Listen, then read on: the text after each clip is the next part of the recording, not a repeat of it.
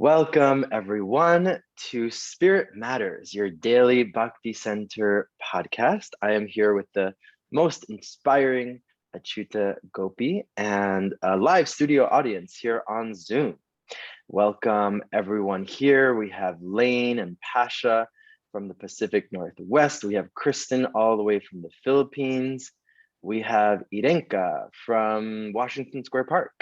And we have Martha, who is joining us for the first time live today from Delray, Florida. And she's a mother of two members of our community who are so wonderful. They're always coming to Thursday Night Kirtan. I think you might know them, Achyuta. Theo, the Brazilian one who makes all that like beautiful, crazy art. And his wife is her daughter. And she makes beautiful garlands too, actually. And Leeleshwari is joining us from Brazil. Braj Kishore is also in Brazil. Jeffrey, I think, is in Pennsylvania, right? Yes. Okay, cool. Amazing. So wonderful to be here live with all of you on this morning. Achyuta, how are you doing? I'm doing well. Sun shining. It feels like maybe there's spring in the air. You never know with New York. Maybe there's spring in the air. Actually, I go for a lot of walks because I live 2 blocks from Prospect Park, which I'm very happy about. And I was noticing, like, New Yorkers are very like, if it's the tiniest bit warm, like everyone runs to the parks and they do everything outdoors. I saw people like with their laptops having full-blown like work meetings on picnic tables. I was like, I should do that. That's really cool. But I wanted to talk about that a little bit because I was thinking about it. I know we were talking about a bunch of stuff yesterday, but maybe this connects. I was really wondering this, how the weather affects us. People always ask about the weather. It's like, oh, it's cold, it's hot, it's whatever. And I feel like the weather is such a metaphor for like how we live life. The winter is a time where we go inward. It's supposed to be a time where we're spending more time with ourselves, where we're like really going deep and figuring out like who we are and what needs to be cleaned up, in our house, both figuratively and literally. We have all these terms like spring cleaning. Okay, it's like now it's spring. Now I'm going to invite people over to my house. My house needs to be like clean. And I think it's so interesting because when spring hits or when warmer weather hits, like you just see like everyone out on the streets. And I'm just like, are we prepared to be out here? Like that was like the main question that I had on my mind. I was like, is everyone prepared? Like, are we prepared to be out here, And I don't want to be too negative, but like the world sometimes is a scary place. There was like this shooting that happened in New York yesterday. I don't know if anyone knows about this for our international listeners, but there was like a shooting on the subway platform. And I was talking to a community member yesterday, and both of us live in Brooklyn, and we're both fine. I'm here, I'm fine. But like there was this sense of like, should I leave my apartment? Like it was almost kind of scary. Like when I left my apartment yesterday, I was like, I don't know. Like there's sense of anxiety. I was like, I want to feel happy and secure, but like this feels kind of scary. And I just find it interesting with like how much, I guess the question, or maybe I guess what I'm trying to say is like how much our internal world really depends on how we show up in the world outside of us, and like how important it is, like how we're showing up. And what I mean by like, are we prepared for going out into the world? It's like, have we done the internal work that needs to be done for me to go out and be like a participating member of society? And I think that there's oftentimes just like what's the word, like a de facto acceptance of just like, yeah, everyone, let's just go out and do whatever we want, and like that's what like quote unquote freedom means, right? So I could just do whatever I want at all times. And I'm like, I feel like that kind of mentality is getting us in trouble, of just like we could, people are wilding out, like New York City, no. And so I'm really just thinking about that, like the internal work that needs to be done before I can be a participating member in society. Or should. And that definitely leads into spirituality. And I do want to say, like, couple days ago, if you're going out and you're kind of feeling a little iffy or shaky about it, those weren't unwarranted feelings because they had not yet caught the perpetrator. So even I think I had to go to like a doctor's appointment or something. Like anybody who had to go out, everybody was just like, I'm just gonna Uber it. It was like Uber sales took a total rise for a couple of days because everybody was just kind of feeling off and iffy about what is normally a routine, like mostly safe experience. Um, but it is completely a metaphor for life. And Srimad Bhagavatam, you have all of these scriptures, and they're always constantly pushing the point. This could happen at any moment. Mm, Nobody really know. Nobody is sitting around able to actively plan for death or calamity or reversals or obstacles or any of it. They come upon you, and then we've got to figure out how to hurdle on past them.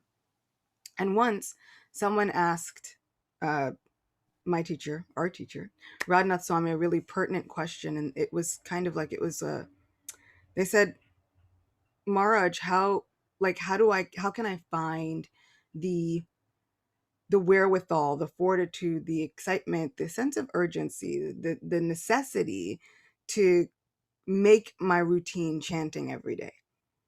Like, how can I stay on the spiritual track and stay motivated continuously, like consistently? And Maharaj said, he said, where do you live? And the person lived somewhere in like maybe like Detroit or something. And he said, good. He said, when it's winter, you don't normally think, oh, well, I used my coat yesterday. I don't really need it today. And everybody could burst out laughing. And he was like, spirituality is the same. You can't think, oh, I went and I prayed on Sunday. I don't really need it today. mm, So he was saying it's so important for us before we step out to remember to put on your jacket, bring an umbrella. We go and we look at the forecast. We take active steps towards figuring out what's the weather like, and then we act accordingly. And so he was mm, saying our spiritual consistency has to be like that. We have to look at the forecasts. We have to look at the scriptures. We have to go and really take stock. And also, how am I feeling about it? What do I need to be fortified? Maybe I have to know that I can't leave the house without chanting maybe even 4 rounds or something, or mm. just really concentrating, meditating, going inward, checking in with myself. And like you said, and then making sure that I can be a participating member of this whole establishment. But I thought that that was such a ripe analogy, just like, you look at a weather forecast. And so, like you said, yeah, the weather kind of determines everything. It did, and we get the whiff of spring, and everybody's not only outside doing everything but also with no clothes on.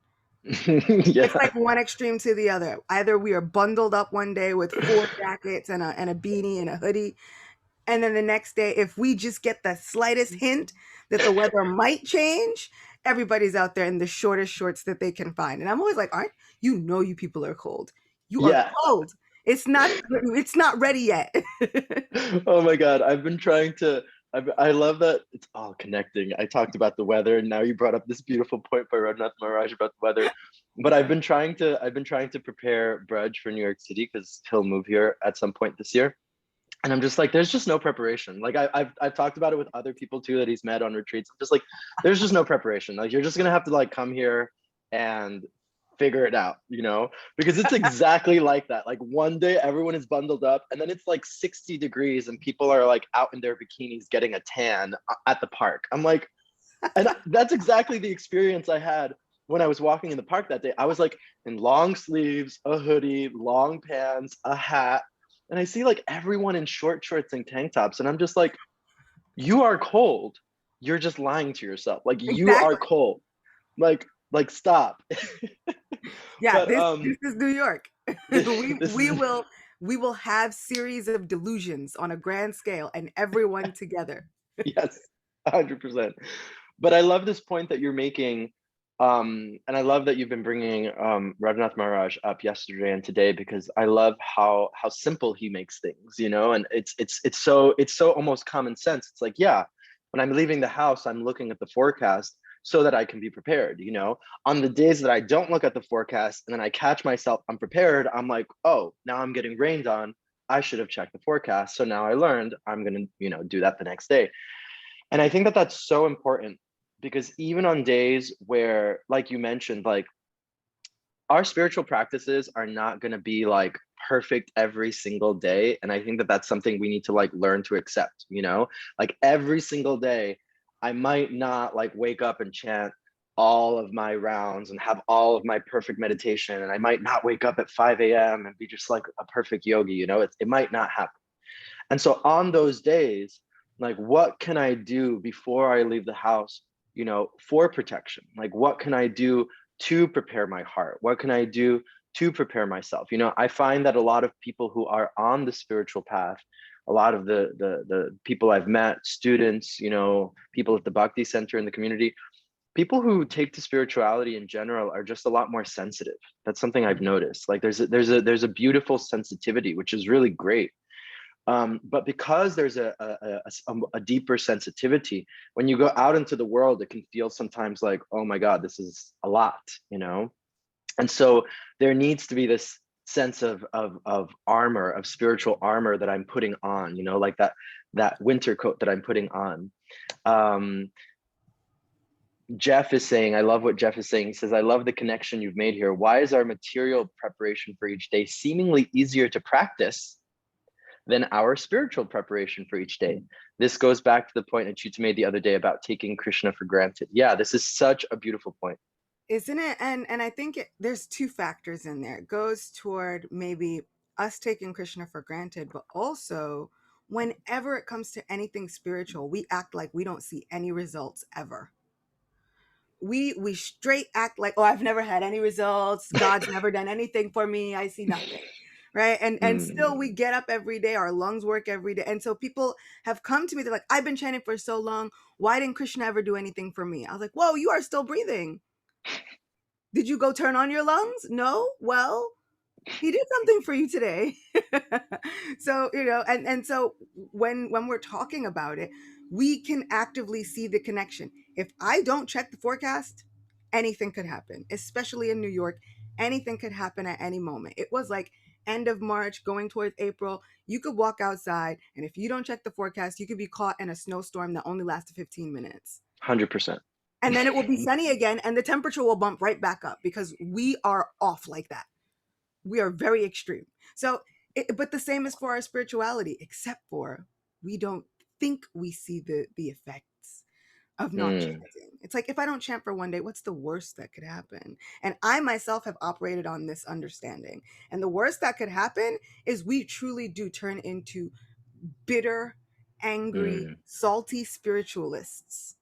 So when mm, you're like, oh, there's a sensitivity, I'm like, yeah, until you've been practicing for about 20 years. And then that mm, sensitivity goes to the other extreme and we become so calloused. And it's like, mm, listen, why do you need your family or these material look at your babies. Your babies are material attachments meant to lead you into a deep dark well of material life. You know, you're just listen, you're in the deep dark web of Maya.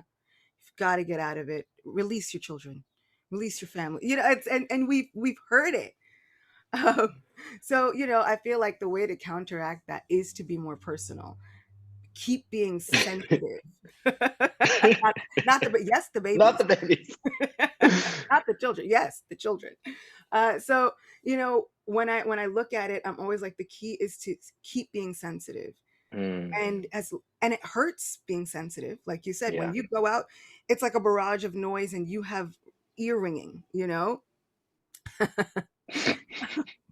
These comments are great. These comments are great Debbie says, today. salty spiritualists, a healthy snack, crisp for the aspiring devotee. So that was a commercial. So yeah, when there's that sensitivity, there's this idea of wait, let me close off and protect myself. So you're saying Mm, we need spiritual armor, and this mm, spiritual armor has a name. It's a mm, kavacha. All of these kavachas, these chanting of God's names, create a literal spiritual armor that help us deal with it, help us deal with the onslaught of everything that's going to come from a metaphysical weather atmosphere that is mm, constantly changing because of other people, because of planets, because of all of the of our own internal moods.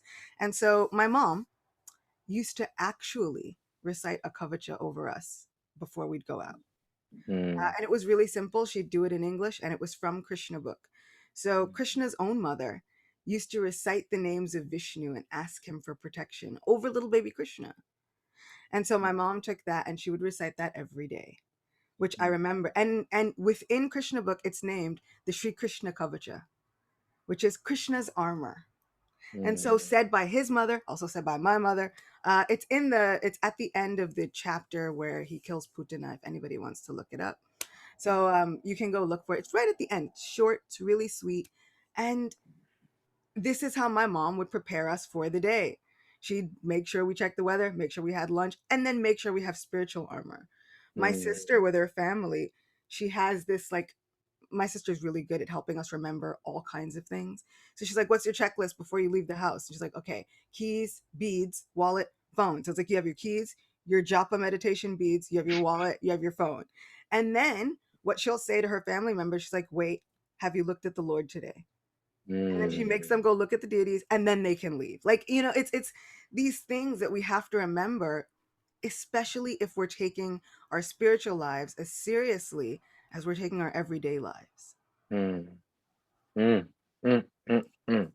I'm in constant anxiety. I always think I forgot my keys. Always. Like I literally leave my house and I convince myself that I've lost them, and then I'll find them.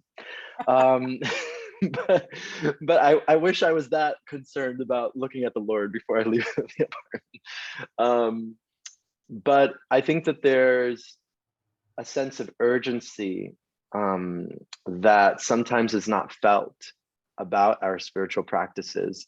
And I was going to say, like, not even 20 years. Like, oh, Jeffrey just put in this beautiful Sri Krishna Kavacha in the comments, if anyone wants to read that. But I was gonna say not even 20 years, like, like just a few years that really in the practice, or a few years in an ashram, like you can get jaded and you can get kind of callous.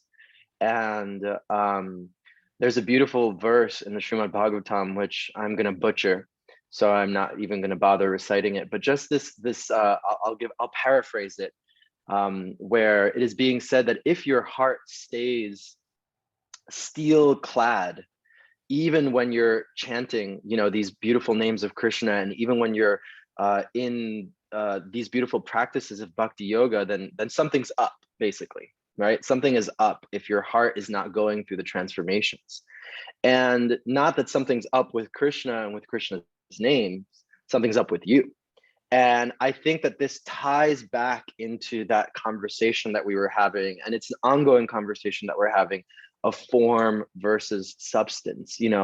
When I treat my spiritual life like a checklist, in a sense of, oh yeah, I did the thing, I chanted my rounds, I showed up how I was supposed to show up, I put on all the paraphernalia that I'm supposed to wear, it can turn into something material, actually, just another thing that we're checking off the list, and it loses its deep value of actual protection, of actually softening our heart, of actually being uh loving, Yeah. actually being loving. And I think that that's so important, because it's like one of the things for me that is so important about the Bhakti Center, that is so important about Rajnath Swami and so many of his disciples. I remember when I first started coming to the Bhakti Center, I met the devotees like a long time ago. I met the devotees when I was 21 years old, but I always felt like I was like, no. I was like, I love it. I love the Bhagavad Gita. I love chanting japa. I love kirtan. But I grew up in a Jehovah's Witness family, so for me, it was always just like, y'all aren't real. I don't really believe that you accept everyone, because I was coming from my situation Right. of, They're not gonna, they have yeah, spots already in heaven. And if you're yeah, not in, you're just not in. Which always I was like, well, then why you go canvassing door to door for more people? You don't have enough you spots know, as it is. it's a very interesting philosophy. I was just like, I always asked that question as a kid. I was like, why 144,000? Those are Yeah, the and then and reserves. then and then why am I going asking him to be saved so that he can maybe take my spot? I think Yeah, he should yeah, stay where yeah. he is. I'm not gonna go knock on his door. For those who are newer and are listening and don't know anything about what we're talking about, Jehovah's Witnesses have a reserved number of spots in heaven, and it's specifically 144,000. And that always confused me. I was like, where do we get that number from? And why can't it increase?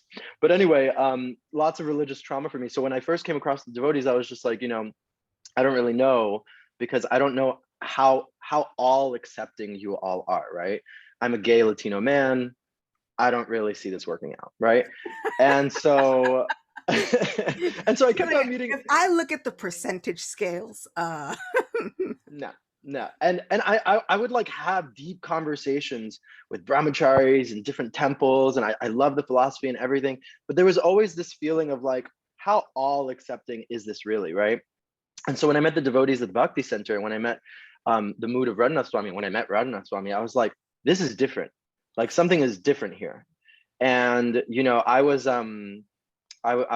we're doing some marketing for the Bhakti Center, and I was asked to write like, who is the Bhakti? I was all these marketing questions of like, who's your ideal person, and what is the Bhakti Center? What is the message of the Bhakti Center? And all this stuff. And one of the first things that came to my mind is that really the Bhakti Center, we have this tagline at the Bhakti Center that it's your spiritual home. And what I wrote was that it's your spiritual home for anybody and everybody. Like it doesn't matter who you are, where you're from, what your sex, gender, sexuality, religion, nationality, race is. And that's really like, that's really the what's it called? The marker, in my opinion. And also Srila Prabhupada would say this, building a house that everyone can live in. That's really the marker of a real genuine like soft-heartedness. I'm going back to that point because I was getting a little lost off track. I was like, where am I going with this? That soft-heartedness, that vulnerability, that sincerity, that sweetness, that like we're all in this together actually. When we become stone clad in our heart, when we become bitter actually in our spirituality, that's when we start to look to others and judge them and criticize them. Oh, who are you? Oh, you didn't put on your armor today the way that you're supposed to, canceled. You're not as spiritual as me, so whatever. And it's like, this is what really gets us in trouble, I feel like. It's like when we're not able to actually be there for one another. We were talking about this yesterday. Actually be there for one another when we're going through it in our spiritual lives. Because spiritual life, as we said yesterday, 80% going through it, 20% bliss and looking like we're having the best time in kirtan.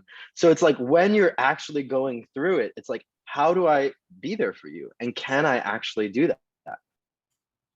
yeah, all of the above, all of the above. And you know, they say that the greatest killer of relationships is not hatred, but instead complacency and apathy.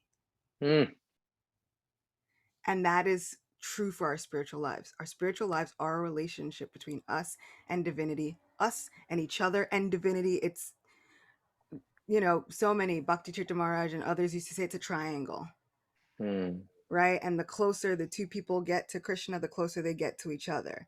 And so they were saying our relationships are a triangle with Krishna at the top pinnacle. We are over here. The closer we get to Krishna, the closer we also get to each other. So when we're looking at our spiritual relationships, the big killer of service and this devotional attitude, this heartedness, which is characteristic of all the best servitors of God, the killer of that is complacency and apathy. mm, Right. So when we're looking at it and we don't check the forecast, when we go outside without our coats, without our spiritual armor, without all that stuff, what's the worst that could happen? It's that complacency. Nothing happens. It's fine. Which leads to apathy, which leads mm, us to say so many things that can become like uncharacteristic, out of mm, character with who we're trying to be, all those things that make us say those hard-hearted things, those things that mm. keep our hearts stone clad. And I'm like hearing Jai Jagannath in my head, right? And he's like, you still chanting and you stone clad? What's up with you? Like, I'm hearing it. And that's what I feel like I want to ask my mind. Mm, That's the thing I want to feel like when my mind is telling me all the things. Oh, we're never gonna make it. They say they accept everybody, but are you really going back to Godhead this lifetime? mm. You might need a couple, two, three, four more. Like what? No, I don't think it's possible. Who says that God can be so loving that he's gonna have an intimate relationship with you specifically? Mm, Who's to say that you can keep God happy and consist? You can't even keep yourself happy consistently. None of this is gonna work. And all of those thoughts, the mind gets in there and it closes the heart right back up. mhm, mhm, So in those mhm, moments, I need that counteractiveness to keep my mind at bay from keeping me from thinking, yeah, you know what, you're right. What can Krishna really do for me? In fact, he's never done anything for me. And mhm, I've been giving all of myself for so long. What's mm, wrong with him? mm, So yeah, we think, nothing happens because we haven't seen the effects of the rain falling down on us, but we have. It's just so subtle. It leads to this complacency and apathy, which is the killer of our service. mm. I think you hit the nail on the head here, because something that came to my mind when you were speaking is that, you mentioned this at the beginning. It's like and you just mentioned now, like we're not able to see, because of our apathy and indifference and complacency, like all of the miracles that are happening on a daily basis that Krishna is providing us with. And therefore, we might not think it's important to put on our spiritual armor through meditation, through kirtan, through whatever your practices might be. Therefore, we leave the house without our spiritual armor. But what then happens is that the material world is assaulting. And then what happens, and you see this a lot in New York City and in big cities in general, is that people become jaded. Like people become materially jaded, and you'll feel it, you'll see it. Like people become stone clad, their hearts, they get very hard, very internal, like very just not connecting with people. And I think that that's the danger. It's like if we're not intentionally putting on that spiritual armor, like there will be other coping mechanisms that we fall back on, that are going to close us up, because the outside world, and not to end on a negative note, but the outside world is a scary place sometimes. It can be intense, and For so we're change, gonna. yeah. Like Yeah. we don't feel like we can ride the subway now. Like there's so many things. And funny enough, like that's not even the first time this has happened. Like I Oh. I was like 15, 16 and caught in a train car with a guy with a gun Oh and my god. everybody's afraid. Yeah. It's like it's traumatic and it's so random. There's so many people in this city and everybody's unpredictable. And they always talk about that with animals, dogs, cats. Mm, You never know mm, what that animal is thinking. And I'm like, we are exactly the same. What makes us think that you know what any animal is thinking? mm, Never mm, know what anyone is thinking. So it behooves us not to be flippant. You see, I'm putting in all of our keywords, not to be flippant and to put on our spiritual armor with everything mm. we've got. Do you remember, like, I don't remember when this was. Maybe this was like, let's see, I'm 33. I'm losing count now. So maybe like 8 years back, like there was a spree on the subway of that person who would push people off the platform. Do you remember that? I do remember that. When that happened, I was in full blown anxiety. I would literally stand by the walls of the subway like this. I would just be like leaning back on the Yeah, walls. Like I yeah. was just, and it's not again, not to be negative, but it's like we have to be realistic in a sense of understanding what this material world is. And I know we're coming to our time here, but I'll end on this. One of my students, kirtan students, came over last night, and he was telling me that he got COVID last month, and it hit him really, really hard. And he was like really surprised, because he was like, my health is always really good, I've done all the right things, I got vaccinated, whatever. And he never got it. He never got COVID these entire 2 years, and then finally he got it. He was like, I was out for like 2 weeks, and I was just really, really sick. And he was telling me, he was just like, I was really like scared actually, because I just didn't put two and two together, that like, you know my health could be robbed from me so quickly you know And he's like, I know people deal with that on a daily basis. People have health issues, but he's just like, I never thought that it would happen to me. And then he brought up the subway person too. He was like on the subway thing, and he's like, everything's so dangerous. And I told him, I was just like, yeah, like I didn't want to be callous, but I was kind of just like, yeah, like the material world's a scary place. And I think, and I'll end on this, there's this beautiful verse in the Bhagavatam, and this one I know, this one I won't butcher, that says padam padam vipadam natesham, which means that our goal as spiritualists is not this material world. Like, it's not being here and trying to like win at the material world. Actually, this material world is a place where there's danger at every step.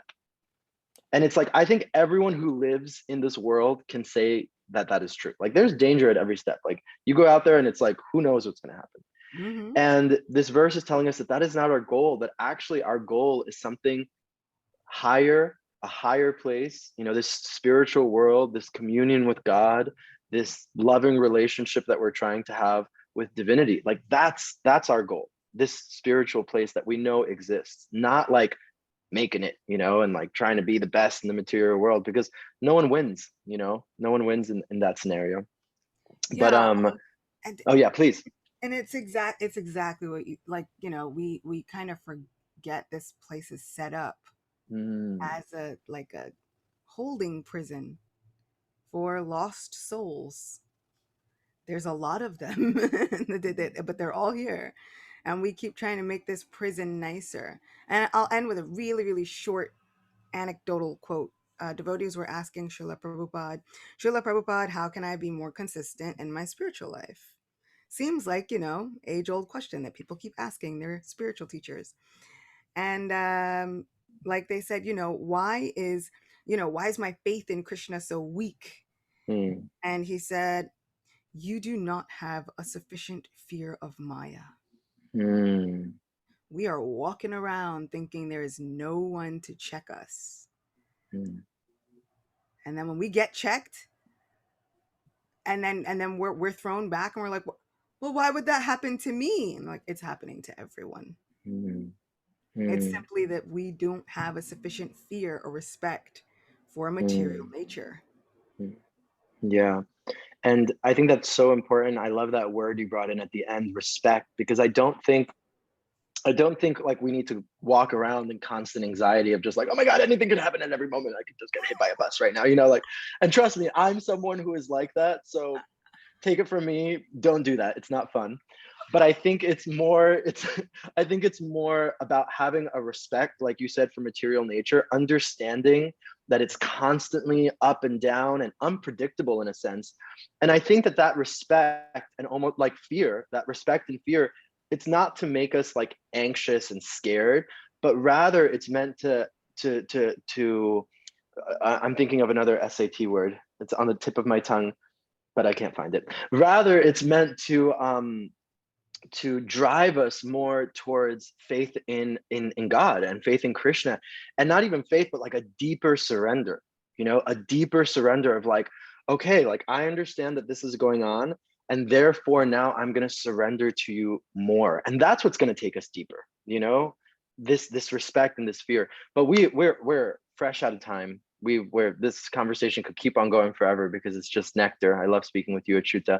Love it. We're gonna go to Kimberly and ask her for some takeaways. And if anyone has any takeaways, you can type them in the chat. But Kimberly, please take us home. I'm taking away not taking things for granted. The recipe to not become apathetic and complacent is to check the forecast every day and put on my spiritual armor so I can leave the house prepared to take on the world. And in the chat, Sydney saying being aware and present. Mm-hmm. Beautiful, beautiful. Yeah, put on your spiritual armor before you leave the house. That's the name of this podcast episode today. Put on your spiritual armor. That's a good one. Achyuta, any final words? That's it. That's totally, yeah. Put on your spiritual armor, and friends of yours like myself, Mm, I have made videos of such kavachas and spiritual armors just on YouTube for free. Just have at it. yeah, You don't even have to have do at it it. yourself. You can just listen to it. But yeah, it's praying for ourselves and each other is one of the most powerful forces in the entire creation. 100%. People definitely underestimate the power of prayer. Martha here is saying, beautiful, I'll take fear as a reminder of what to do and what to be to protect myself. I really love that. That's really gorgeous. Okay, everyone, thank you so much for joining in. Thank you for listening. Love you all so very much and sending you all a big hug from across the seas. Thank you, Achyuta Gopi, and we will see you soon.